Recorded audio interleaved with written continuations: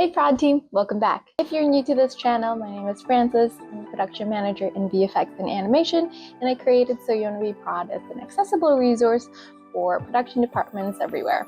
So make sure to check out my other videos, or you can follow me on Instagram for daily prod tips. In today's video, I'm going to go over how to add holidays into the Gantt chart when you're scheduling on ShotGrid. So before we move on, just a bit of a disclaimer, this may not work for all productions. So make sure to ask your production managers first before making this change. And while you're waiting to hear back, maybe you can check out my other videos on how to ShotGrid. As always, there's a written version of this tutorial, and you can follow along by clicking the link in the description below. All right, let's get to it. So you want to be prod. Here are some materials that you're going to need. A list of this year's holidays, the task Gantt display, and production approval that you can make this change. Having the holidays visible on the Gantt chart has some pros and cons when you're scheduling tasks. Here are some reasons of why it would be helpful to do it and why it may not be helpful to do it. For production, supervisors, or artists, it can be helpful to see the holidays reflected on the task calendar or the Gantt display, making you aware of upcoming 4-day weeks. It's also handy for the task duration to auto-adjust, making less work for production. With the task duration being more accurate, it also makes for a more accurate start and due dates.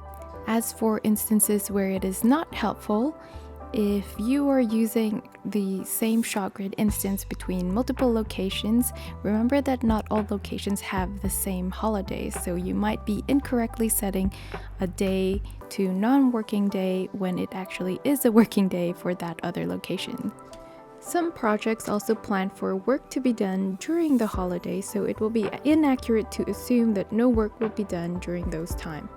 This will also impact all tasks regardless of location or pipeline. Adding the holidays in ShotGrid is a global change, which means that it'll affect how it will be viewed by everyone who's using the same ShotGrid instance, no matter the location or the department. So make sure to ask your production managers first before making this change. Now here are the steps on how to add the holidays into ShotGrid.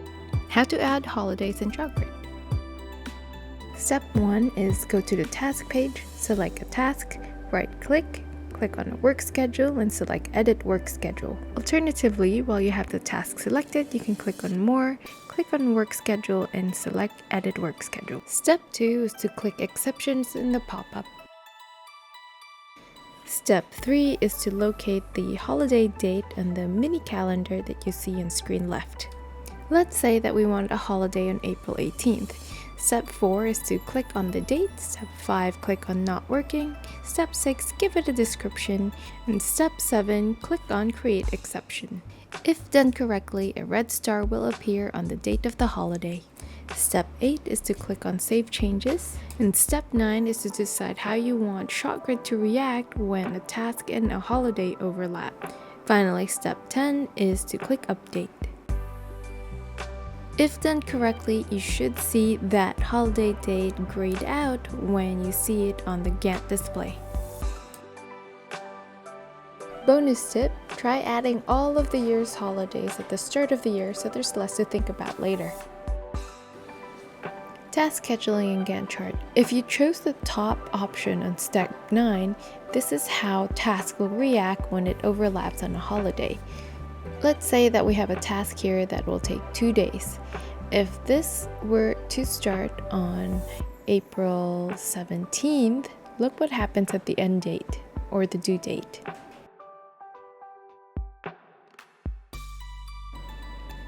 The due date got automatically pushed to the following working day, which is April 21st. By blocking the holiday on the Gantt display, it gives me a more accurate read of when a task will actually end, and I don't accidentally set a due date on a day where no one is working. Bonus tip, there is a similar step that you can do to block out vacation days for individual team members. Check out my other video to learn how. Removing a holiday from the Gantt display.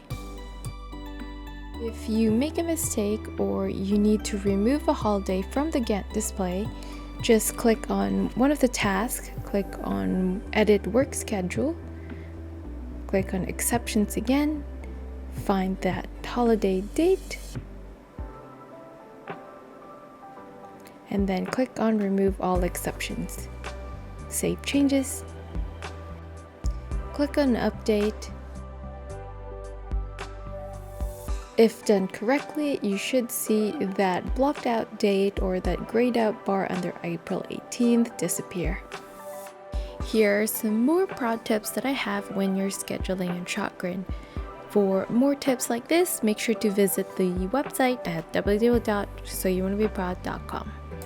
And there you have it. That is how you can add the holidays onto ShotGrid. It's super helpful when you're scheduling onto the Gantt chart. It'll be visible to you, and it can automatically affect your tasks as needed, and you're not accidentally setting the due dates or tasks during days where no one's here.